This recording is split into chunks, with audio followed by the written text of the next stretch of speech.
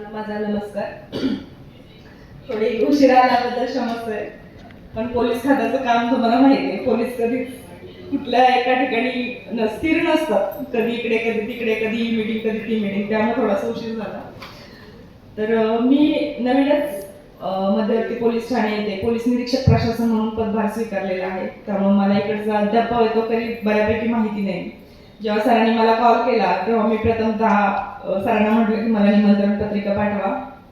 सरांनी मला निमंत्रण पत्रिका पाठवली. मी थोडीफार चौकशी केली, कारण प्रायव्हेट कार्यक्रमाला जाणं एक शासकीय अधिकाऱ्याने बरोबर आहे. मग चौकशी केल्यानंतर सरांबद्दल मला खूप चांगला रिस्पॉन्स आला.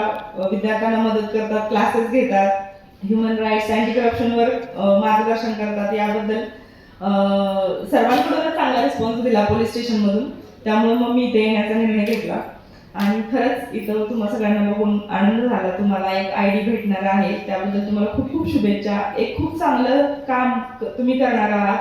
अँटी करप्शन आणि ह्युमन राईट्स याबद्दल पूर्ण माहिती घ्या.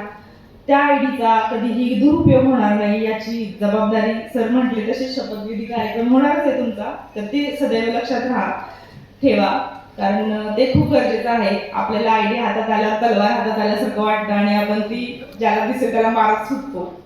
असं होऊ नये. खूप छान काम आहे, खूप छान प्रगती करू शकता. पोलीस सदैव तुमच्या पाठीशी असतील आणि तुम्हाला सगळ्यांना त्याबद्दल खूप खूप शुभेच्छा.